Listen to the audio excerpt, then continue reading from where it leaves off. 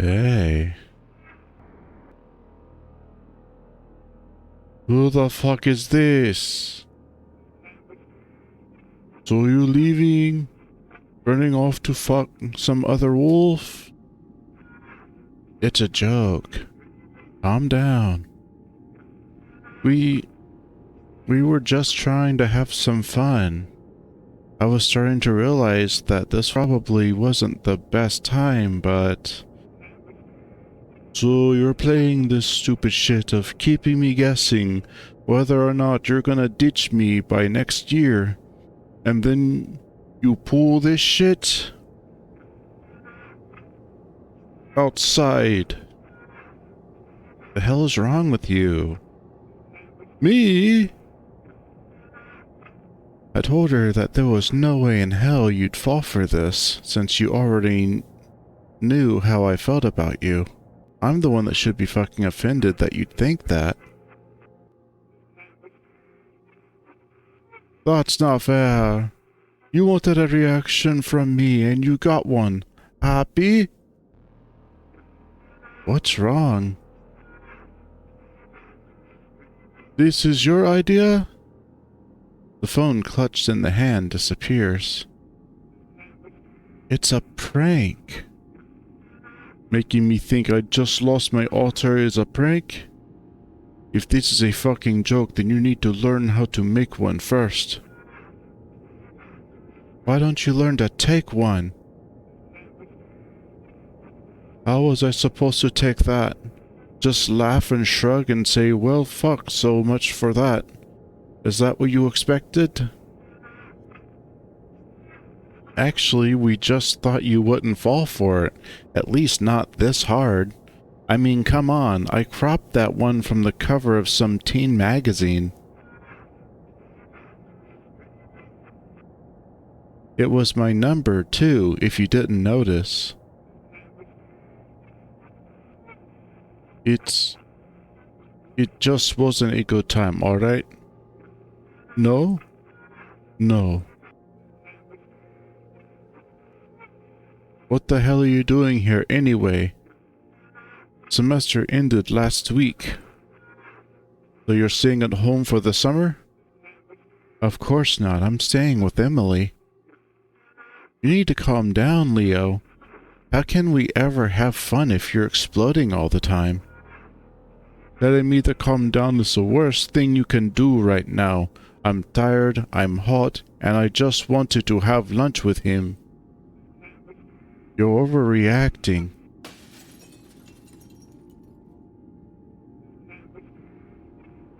I'm going to Pueblo, Leo.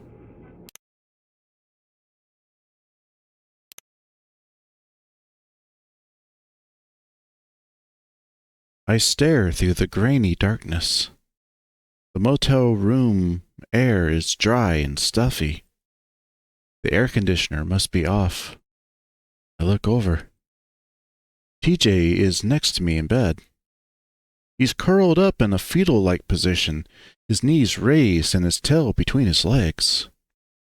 TJ doesn't usually sleep like that. Leo lays in the bed across from us. He's laying on his back, his form perfectly still. There are no covers on him, and he's still in his jeans from yesterday. Neither of them are snoring, or even audibly breathing for that matter. It takes me a moment, but I can't actually tell if Leo's eyes are closed or not. I pictured in my mind him slowly turning his head, looking right at me with no expression. He has no eyes. They're just shadows. I blink, trying to shift my legs beneath the sheets. Fortunately, I can. I'm not dreaming anymore. Leo isn't actually looking at me. Why did I even think that? And why does it make me sound so unnerved? And that dream... Jesus. I slide my feet out from under the covers and sit upright on the edge of the bed. Maybe a splash of water will make me feel better, though I could really use a dip in an actual pool. At Pueblo, there's so many of them around. I take it all for granted. The realization dawns on me that once I graduate, the chances of me being able to afford a place with one nearby are almost none. I ring my telesum in my paws. My fur is oily and damp. I'll definitely need to take a shower in the morning. Hell, this motel tub didn't look like it had seen 20 years worth of dirty feet, piss, and cum. I'd take a bath. But first, I've got to get that AC going. I walk over to the wall-mounted AC by the window. I'm surprised this place doesn't use swamp coolers like every other home in Echo. It takes a second for my eyes to adjust to the darkness, but I manage to find and turn the control knobs. Despite cranking the thing to the max setting, only a petty stream of air is exuded from the front vents. It is cold, though, so there's that. I stick my face up to it. The blowing air on my whiskers makes my jowls rise instinctively. It's refreshing. The world seems a little less hazy. Still, I feel gross. More so than usual. I remember on Saturday morning, I woke up super early to clean myself, trim my facial scruff and head fur, and just look as presentable as possible. I don't really know who I was trying to impress. Maybe show everyone that I was all well-adjusted and normal now. All the grooming work I performed didn't last 4 hours in the hot car ride up to Echo, though. Especially when the AC went out all the way from Gulch City to Route 93. I wasn't even really excited to be here in the first place. It just happened to coincide with my project schedule, and Leo was very insistent. I can't exactly blame him for trying. Rose-tinted glasses and all that sort of thing. As much as I hate Echo, the moments of hanging out with the group growing up are still some of the best I've ever had, even counting recent college happenings. We were all friends, but that friendship came with a lot of serious weight to it. Baggage that was never unpacked, I guess. I didn't honestly expect us to even try to. Flynn had other plans. And who could blame him either? After that, Leo's freak out, Carl going missing, any sort of semblance of a fun, idle spring break is gone. It's like there's this buzzing tension in the air, methane filling up a room, just waiting for the lighting of a match. God, here I am, winging about how the mood is ruined when my old best friend is just fucking gone. What the hell was I expecting? Us to all just hang up a bunch of Christmas lights in Leo's backyard, grill up some carne asada, get drunk, and dance to a bunch of indie playlists? And of course, I'd fantasize about some of that. Brief union with Leo. I mean, that's natural, right? What I didn't expect was this whole thing with Jenna. I'm still sorting out how I feel about it all. I glance briefly to my camera bags at the end of my bed. I have a feeling I'm not going to get much done for my project. With some reluctance, I pull my face back from the cooling vents and head to the bathroom. I try to shut the door behind me quietly, but it's still pretty loud.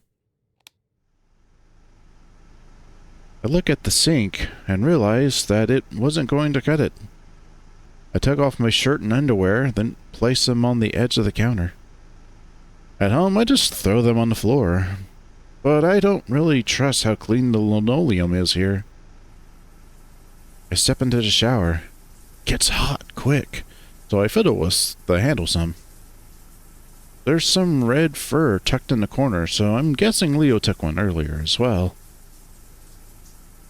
He was worried the police would come by his place, so he insisted on staying here while we searched for Carl. I remember him and I used to take hour-long showers together back when my family was out of town. My parents had one of those walk-in Roman-style showers with marble tile. He thought it was the coolest thing. I bend down and pick up the tiny, complimentary shampoo bottle from the rack and begin to lather the contents in my fur. It's not exactly the best for specifically my type of fur, but it'll work for now. I bet Jenna would have loved that shower. She had to use an outdoor one for most of her life, as I recall. I think she lives off campus now in a studio apartment she picked out. I've never actually seen it. She probably splurged with her full ride money and got something really nice. Bet it beats the hell out of communal dorm showers, which are not as sexy as porn makes you believe. I begin lathering further down, and the mental image of Jenna's golden form slick with water sticks in my head. I cut myself, squeezing a bit, starting to get hard. The smooth pink flesh is a sharp contrast from the rest of my fur. I quickly cover it in my paw to keep it from the hot water. Jenna has seen me naked plenty of times, but mostly as a kid, and never stiff and ready quite like this. My heart thuds a little harder in my chest. I close my eyes, hoisting my arm up against the shower wall and resting my forehead against it. Can't believe I'm doing this now, with everything going on. Maybe I'll feel better afterwards. Jenna has that effect on people, after all.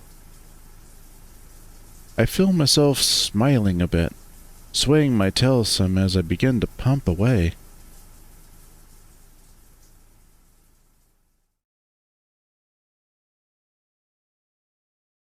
I step out of the bathroom in my towel. I wasn't expecting to take a shower when I first went in the bathroom, so I didn't bring a change of clothes in with me. Creeping over on the pads of my feet, I disrobe and quickly begin to put on a fresh t-shirt and shorts from my bag. Chase? TJ and Leo are no longer in bed. The Lynx is over by the light switch, squinting blearily at me. Well. Leo blinks at me. Buenos dias. I quickly try to scamper on the rest of my shorts, foregoing underwear for the time being. Oh, geez. Sorry, Chase. DJ turns, quickly averting his gaze. Leo just sighs some, rubbing his eyes. Thanks for the show. Your phone was going off while you were in the shower. My cheeks feel a bit warm as I manage to finally get my shorts up to my waistline. Oh, who called? Leo stares blankly at me, looking more tired than any of us. I wasn't going to check. An uneasy look punctuates that comment, and it catches me a little off guard. Can I turn around now? Yes, TJ. Thank you. The Lynx uncovers his eyes and moves to the bed, sitting back down. He still looks like he hasn't fully woken up yet. Sorry for waking you guys. I was really needing a shower. Otter stuff, you know? It's okay, Chase. You kind of woke me up from some pretty weird dreams. So, thank you. He manages a smile, still trying to blink the blurriness out of his eyes, by the looks of it. His irises begin to narrow back to a more slitted state. No problem, TJ. I actually should be getting back out there. It's 3:30 in the morning, are you sure? I finished putting on my shirt and moved to check my phone. Yeah, I'm sure. Man, when I find that goat, I swear to God. He stretches some before stifling a yawn. Not gonna let him out of my sight for a month. It's a text from Jenna. Hi, Chase. I can't sleep, so I'm headed back to the motel. If you're up, do you want to go out looking with me? I am feeling a little better after my shower, so I send Jenna a quick text agreeing to help her with the search. What does it say? DJ cants his head, peering at me with a sort of dazed, curious look. Jenna was having trouble sleeping, so she wants to go out searching. Leo looks up at me, his expression indiscernible. Isn't it kinda dark to try and look for him? I mean, not that I'm trying to dissuade you at all, just seems kind of harder. It's that whole 48 hours thing. The harder we look now, the better. Sitting back and praying everything will work out won't do any good. TJ's eyes widen some, looking a bit taken aback. His jowls twitch some, the feline looking down at the sheets between his legs. There's a knock at the door. The sound of jingling keys can be heard coming from the other side. There's a scratching noise of metal on metal, the door being unlocked. After a moment, it opens. Jenna steps out from the darkness, rubbing her arms some and making a beeline for her bag. Hey, TJ, Chase, Leo? She nods to each of us in turn before beginning to rifle through her belongings. Aren't you supposed to be keeping watch at the house? Aren't you supposed to be in jail? TJ makes a noise that sounds like he just choked on his own spit. I tried to avoid looking directly at Leo. He doesn't say anything, though I hear the bed he's sitting on creak audibly. She takes out 2 water bottles, tossing one to me. I barely catch it, mainly because it stopped by my nose first. Ow! My snout tingles with the aftershock. My nose feels wet for some reason, though when I reach up, there's no blood. Must be the burst blood vessels. Oh! She stifles a brief, amused huff, looking apologetic. You're still trying to wake up, I see. You'll think that's funny, just walking in and hitting him with that? Leo's crackling baritone comes out a few decibels too loud, his tone stern, like a scolding parent. It has a way of catching everyone's attention. That wasn't the intent. There's a pause. Leo about to speak again, but Jenna manages to cut him off just before he can. Speaking of, we're going to check in with Duke. See if he knows anything. Leo's jaw shifts, as if trying to speak, but the words don't come out. He leans back, then forward again. I'll phone. Chase, you all set? She looks at me, expectant. I guess she's ready to go. Oh, yeah, sure. I force a smile, trying to downplay the cavalcade of tension that this room has become. Goodbye, guys. See you later. TJ seems to be doing the same. Leo just stares. We'll text with some updates in a bit. Jenna pats my shoulder once before heading out. I follow suit. The air is surprisingly fresh outside, even a bit damp. It's as if the motel room itself had its own oppressive atmosphere that was permeating my sinuses, and now I'm finally free. Near the horizon, thick gray clouds loom overhead. The reservation must be getting some rain.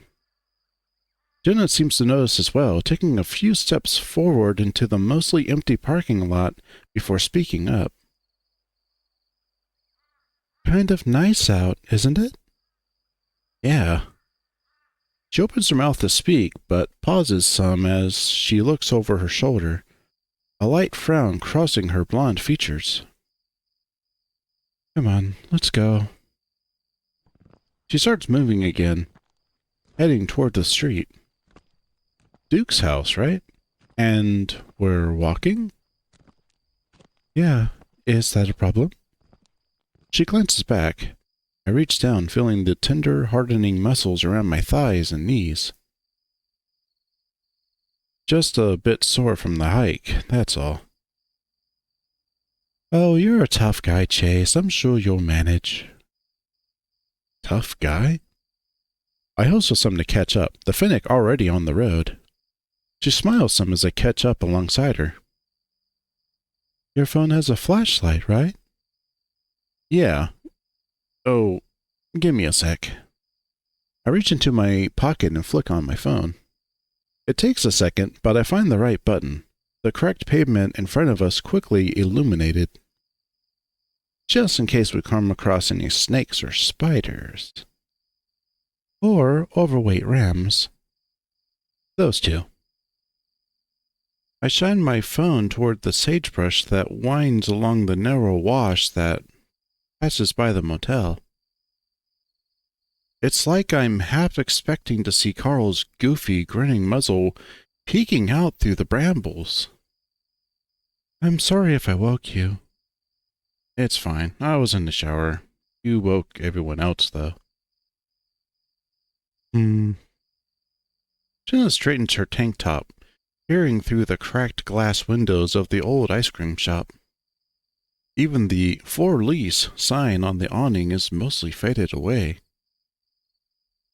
It's still got that old Victorian-style architecture that you see in a lot of the buildings built originally by the wealthier settlers at the turn of the century. Faded green and pale blue paint still clings to parts of the main facade, with the copper metal roof a mix of dark amber and turquoise. In its heyday, it probably stood out something fierce, a colorful contrast to the harsh beiges of the desert, and ultimately, an opulent reminder of the old world amidst the new. I wasn't expecting Leo to be there, honestly. He giving you any more trouble? I watched the pavement turn to packed dirt beneath my feet as we round the corner onto Gretchen Road. It's a desolate stretch of road, the only striking feature being a concrete mixing business that closed its doors back in the 90s. You can still see the big mounds of grayish dirt past the slatted chain link. Ultimately, it takes me a moment to respond to Jenna's question. No, he's, just upset. I can practically feel the fox's incredulous raised eyebrow, a trademark reaction if she ever had one. Actually, well, this is gonna sound stupid. Playing Leo's behavior off as him just being upset is stupid, but continue. I sigh. Sorry. Jenna frowns some and moves closer, nudging my arm with her shoulder. Hey, you haven't done anything wrong. I don't know about that. Oh? Again, that expectant look. Here we go. I'm kinda glad you texted me. Didn't really want to go back to sleep. I guess I was having a nightmare? This same sort of recurring one I've been having that's a little different each time. Each dream, I'm facing myself, but it's not me. Not like a mirror me. Things are different, messed up, blurred. Sometimes it speaks and it's all distorted, like an old AM radio station with bad signal. Jenna looks away for a moment, then back to me. And each time it gets a little clearer, and it might just be because it's fresh in my head right now. But I kind of remember what it was saying. I stopped briefly, shining the flashlight on a tumbleweed rolling across the dirt road ahead. It briefly gets stuck on a mesquite tree, bouncing against the trunk and leaving a few twigs behind before rolling back along its course. Do you remember when I texted you that I got into Pueblo, and you drove all the way back down here to celebrate? I do. We were going to surprise Leo, remember? I do. There's a delay in her words as she seems to already know exactly what incident I'm referring to. The prank. She lets out a long, drawn-out breath of air. We pretended you were cheating on him with those fake texts I was sending you. He smashed your phone, and you told him you were leaving Echo. Yes, it wasn't the best of practical jokes to play on someone who was already fairly unstable. He wasn't... Chase, what does this have to do with your dream? She cuts me off, her tone more curious than stern. I know. It's just... The whole thing was just playing back, like some kind of recording everything that happened. All the fake text messages you sent me as Jared, me leaving the phone on the table, Leo confronting me, and then you showing up and telling him it's a joke, that he's overreacting, and then smash! I make a motion like I'm going to toss my phone down. Jenna flinches, instinctively grabbing for it, before slowly furrowing her thin brows at me. Leo hasn't been guilting you about that. No, not really. So, you've been feeling guilty then? I guess? What else would this be, you know? Manifesting in my subconscious and all that. Well, I'd usually recommend expressing this to Leo. If I didn't think that your attempts at reconciliation would be perceived by him as you trying to get back together. She rubs the bridge of her nose before crossing her arms over her chest.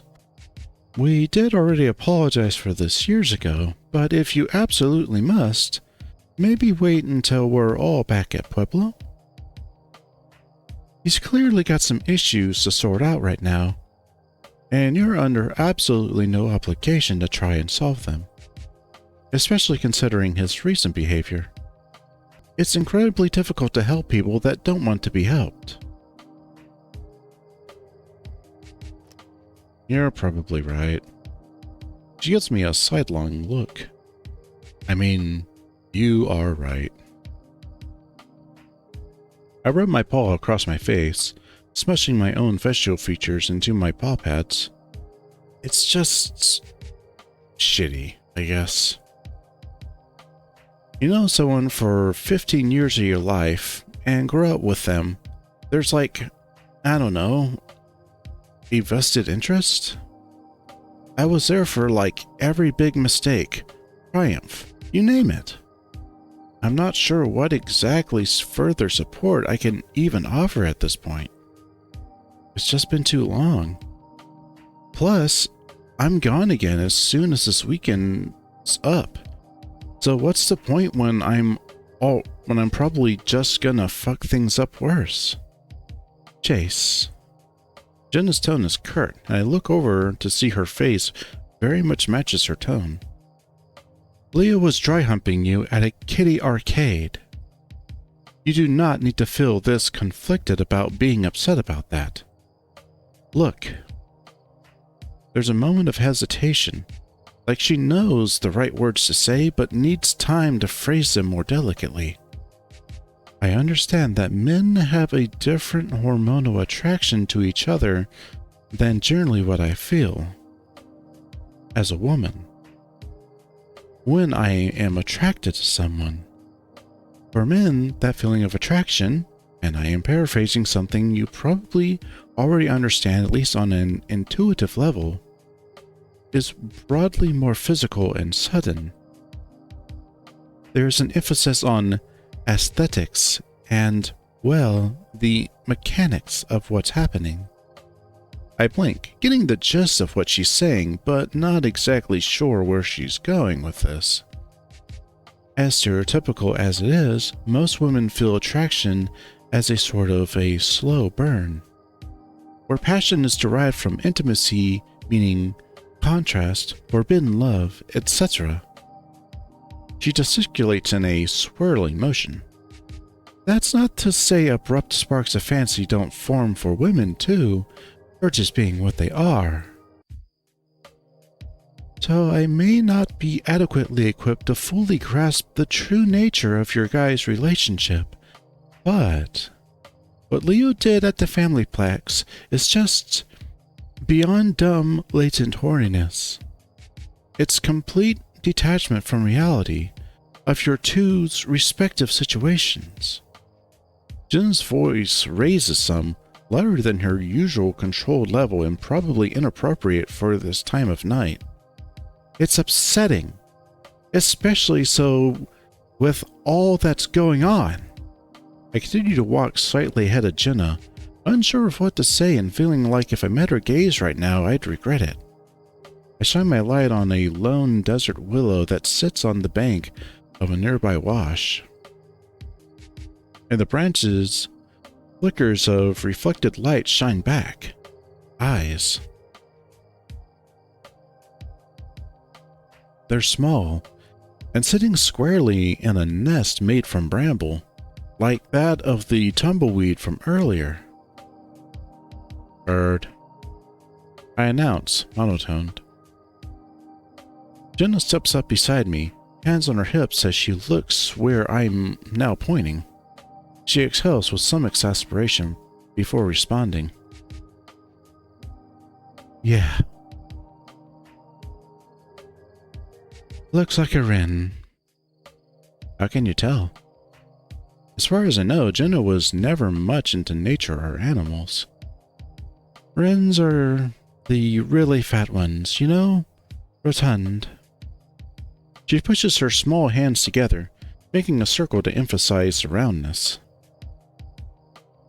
Her eyes must be better than mine, because I can only just barely make out the beak. I look back at Jenna and she's still staring up at the tree. Something about the whole scene of it gives me this strange twinge of nostalgia. Us wandering aimlessly about Echo with nowhere to go and nothing to do.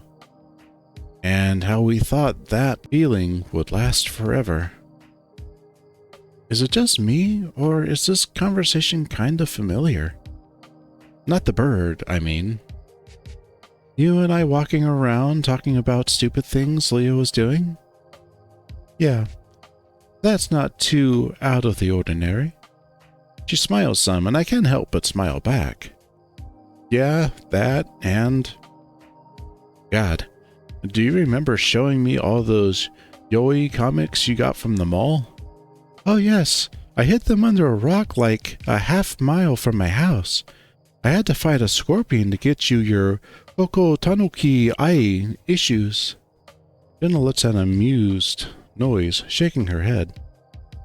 While my relationship with the rest of the group, besides Leo, had mainly stayed the same after they found out I like guys, Jenna and I actually grew more close after the fact. Despite not really being too into anime, Talking to her about manga and the dumb romance stuff in them was always kind of fun. My hero. I sort of remember discussing the differences between Yaoi and Bara. You talking just now kind of reminded me of that. Saying those two words out loud feels weird. Boy's love and man's love, right? I do remember that, Chase. I'm a little surprised you do. She says this with a forced, teasing tone to her voice for some reason. I cant my head curiously toward her. Why wouldn't I? I really enjoyed all that. Talking with you about it, I mean. Truly? I suppose I thought that I was only being humored for my special interest topics that the rest of you were not remotely as interested in. It's a little creepy now that I think about it in context. I waved dismissively. No? I mean, you weren't like a fan Yoshi or anything. Hell, you should have seen all that sort of yaoi junk Leo kept on his computer. Ujoshi? And really? Sure, whatever. And yeah, he was pretty into the more porny stuff. Jenna laughed some. Mostly yaoi is written by women who've never met a gay guy before, and is full of gender-imprinted uke-seme tropes and dubious consent. Hey, sometimes that's hot. I'm surprised the words leave my mouth, and I immediately feel a burn around the edges of my ears. Jenna looks at me. I can't quite read her expression now in the darkness, though I'm not about to shine the flashlight on her. Yeah, that's part of why we read it. As long as it's understood as fantasy and not normalcy. Of course. I nod. But to take this back to reality for a second, no one should be forcing themselves on you like that, no matter what they see in the porn or how long they've known you. Right. I, appreciate the concern. I nod again at Jenna, who returns to scanning the nearby underbrush. However, I can't help but feel at least a little like I'm being treated like some battered victim here. Maybe I'm just too numb these days to feel like I probably should. The road turns back into chipped asphalt as we get closer to the old railroad. The tracks to which run directly behind Leo and Duke's backyards, not that they've seen any use in decades. Most of the houses down the road are newer, and the county even installed a street light after an old Badger lady got hit by a car 5 years ago. That being said, most of the residences stand vacant now, in various states of disrepair. As we round a bend, I spot Leo's house down the way. It's a little ranch-style house with a big backyard right off a dirt road leading from the street. It used to be his family's home before they moved out. No cop cars parked out front or anything, not that I really expected there to be. Jenna slows for a moment, peering over her shoulder. Her senses are better than mine, so I lessen my pace as well, trying to listen carefully. It's dead silent beyond the usual desert ambience, the rustle of breeze-swept trees, chirping crickets, and tweets from local nightbirds. I turn back to look at her. What? She frowns to herself. Nothing. Wait, did you hear something? She shakes her head, rubbing her wrist as she refocuses her attention back on me. No, just some unexpected nostalgia. I smile some, glad I'm not the only one. Oh, what for? For what? I can't exactly place it. It's just a feeling. Almost sort of like what people call déjà vu. Ah. I nod sagely, pretending to understand. She watches me for a moment, as if studying my features for something deeper. I watch her as well, the golden glow of the street lamp giving her fur a pale radiance, blurring her features into something warm and familiar. Her bushy tail sways, and I can see the light plumes of desert dust scattering away on the asphalt below. They dissipate into the air like smoke from a cigarette. When we were younger, we had many nights like this, walking to and from Leo's place. Most of the time, we'd be chatting about video games we'd been playing or some manga that Jenna had gotten into. Looking back, I could tell she savored those times.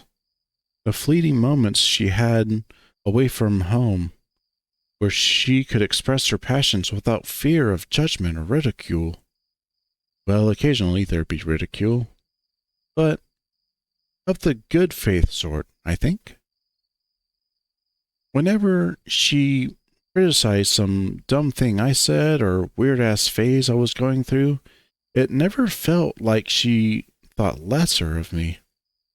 She suffered through my late 20s frosted tip highlights scene phase after all. She was just trying to encourage me to be a better person. Those long walk and talks we had were like ways to gauge our own small-town induced insanity. It was during those times I felt more secure in myself than I ever did elsewhere. But it's also when we understood we truly didn't really belong here.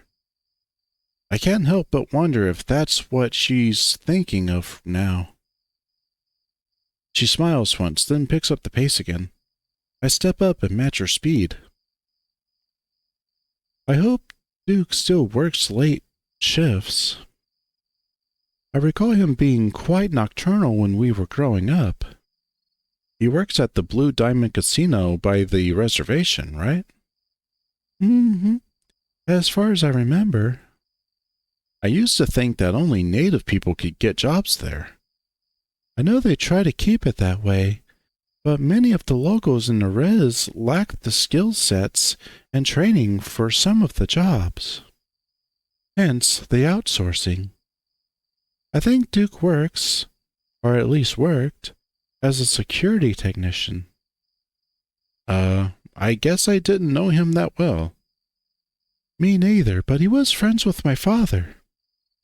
I can see Duke's house now, a large manufactured home that raises up like 3 feet off the ground.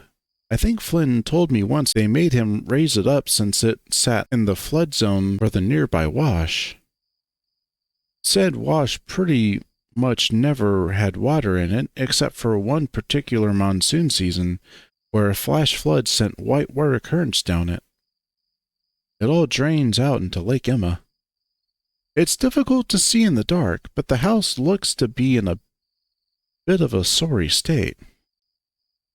The yard is overgrown with tall weeds, and there's a bunch of stripped bicycle parts and other electronic components strewn about. Jenna sees it too and lets out an audible hum, as if acknowledging some confirmed suspicion. I'm about to ask her what's up when she speaks again. You know, my grandma never left the reservation, no matter how bad it got down there. I used to visit her a lot before she got sick. Oh? There's something about the tone in her voice that makes me think I should stop walking. I turn and focus on her. I don't think any of you guys ever met her. She was probably the most down-to-earth member of my family. Despite genuinely believing in a lot of the old spiritual aspects of the Meseta culture. Like rain dances? Jenna gives me a look that makes me immediately regret speaking, my tail curling instinctively. You're thinking of the Piscawa tribe. They're the ones that did the dancing around the bonfire bit that gets attributed to every native culture for some reason. Right, my bad. I give her a little thumbs up of understanding. I must look especially scorned because Jenna begins to snicker a little. She reaches over, pushing my thumb down and squeezing my fist. Her grasp is incredibly soft, and I feel myself longing for it again as she lets go. Hey, you're a college-educated journalist now. You can't get away with the cute ignorance anymore. I've got one more year left of that, actually. I say that with a faux defensive tone. I guess I should hold on to staying cute as long as I can? Oh, that's easy, Chase. All you have to do is lose the goatee. Whoa, come on.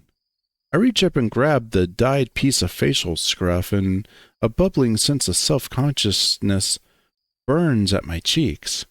Jenna laughs some more. I'm just kidding. I know Leo isn't a fan of it, though. He told me as much. I let out a bit of a defeated noise. For some reason, that also kinda stings. Jenna waves dismissively, trying to get back to what she was saying. She seems serious about getting what she has to say off her chest. Anyway, Grandma had all this ham radio equipment in her house.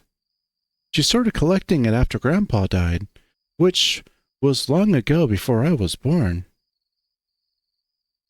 She was really into technology and broadcasting, which admittedly was an oddball contrast from her more spiritual, tradition-based outlook on life. She crosses her arms, taking a glance inside an old parked pickup truck that's missing its plates on the side of the road.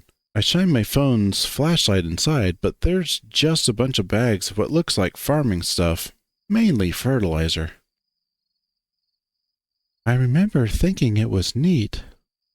She used to sit on her porch with her quilting gear and talk on the radio to passing truckers. Wow, really?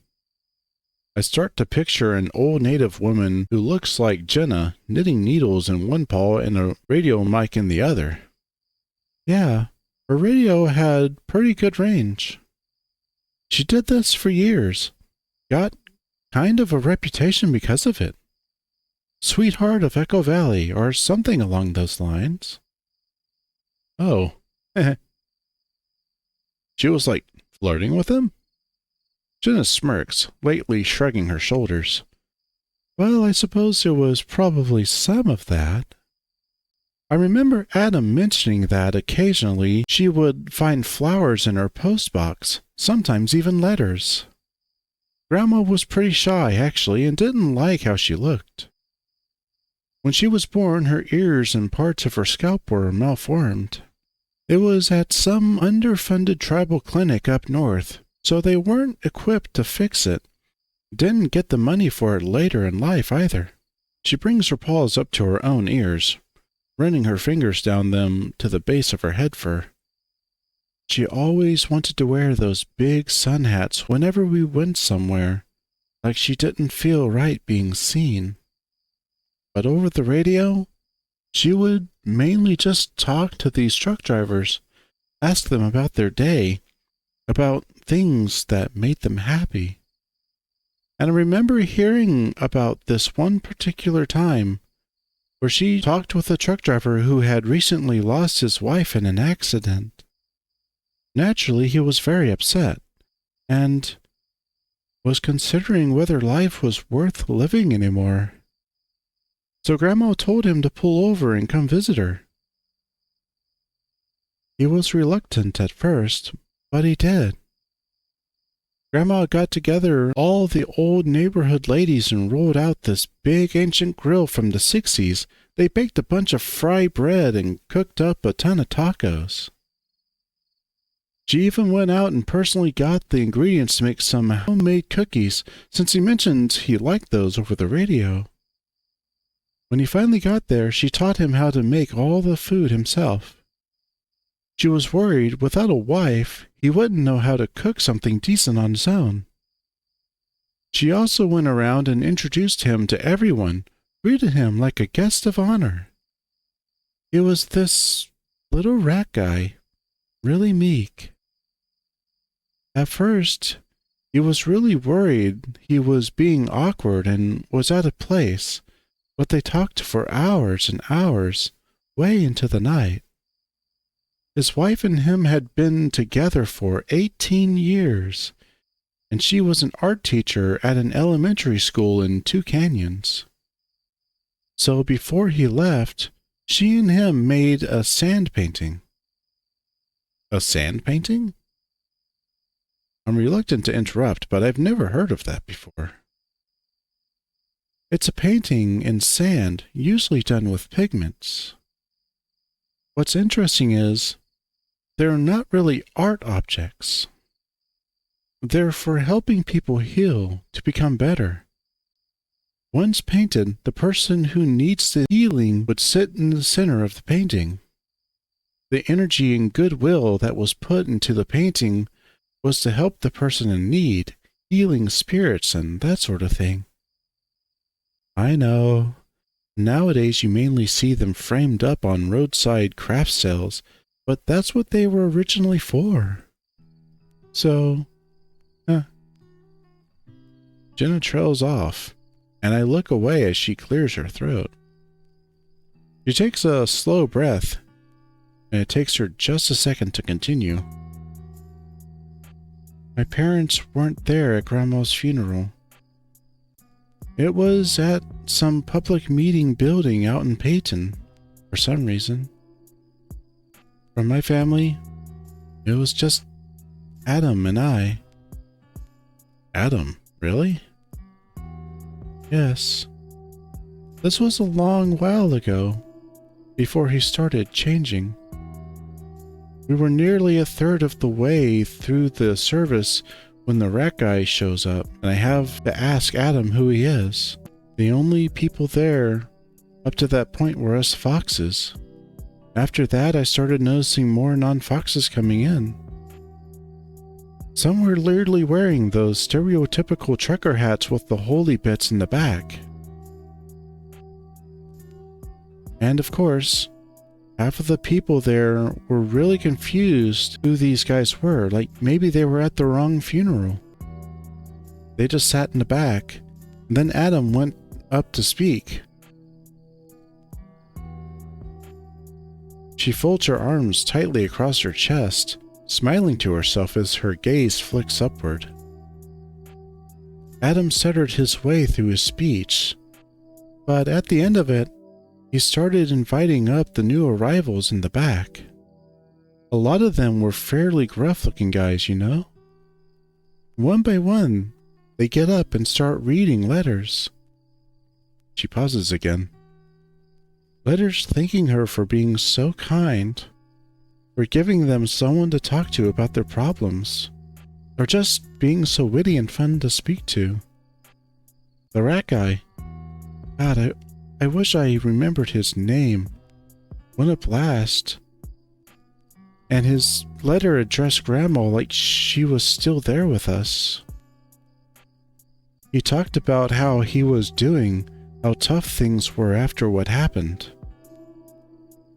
He mentioned his wife by name, about how losing someone so good and special can make it feel like the world had become so much darker. But how it's always important to remember that there are still good people out there, and even if they're just someone who can lend an ear for a while. And it felt like he was actually talking to us about Grandma. I thought about that a lot when, Adam passed. About how maybe it wasn't just a chemical imbalance. Perhaps he just needed someone to talk to.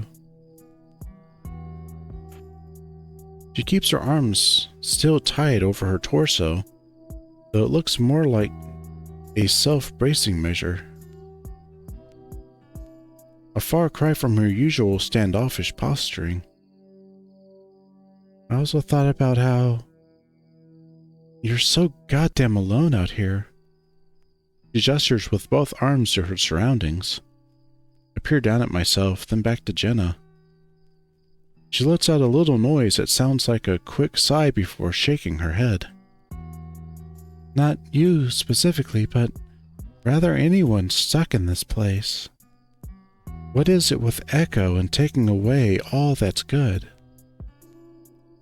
She's looking at me now, but I might as well be a brick wall for how equipped I am to answer that question. It feels almost rhetorical in nature, something with so many reasons that you could apply that it becomes simply too much to try to put into words. I sheepishly hold up an arm. Would it be too patronizing? Too much of the stereotypical guy thing to reach out to her now? It's a moment of vulnerability from someone who's cultivated a life's worth of being invulnerable. I suppose we've all got heavy shit under the surface. Jenna probably most of all. And while some of us sort of downplay it with jokes, self-deprecation, and lashing out at others, Jenna's always kept it under said surface. Seeing all this brought to light feels like something raw, uncomfortable, something understood to be immovable being moved. I look past Jenna to the wash, like the desert flooding. I exhale, looking back down to her. I can feel my mind going blank, like it did before. Her expression's indiscernible, but she's still looking at me.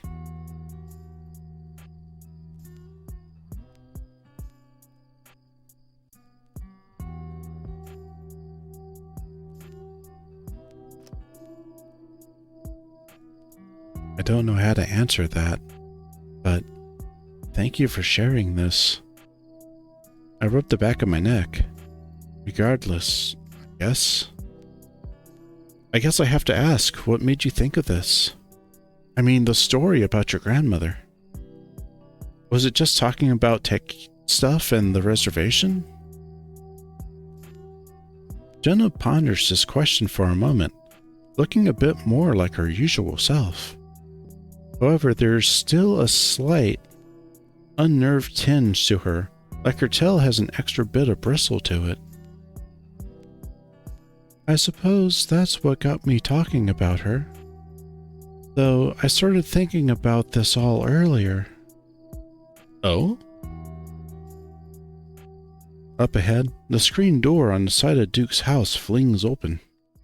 A familiar ash-colored figure peers out, attention focused on us.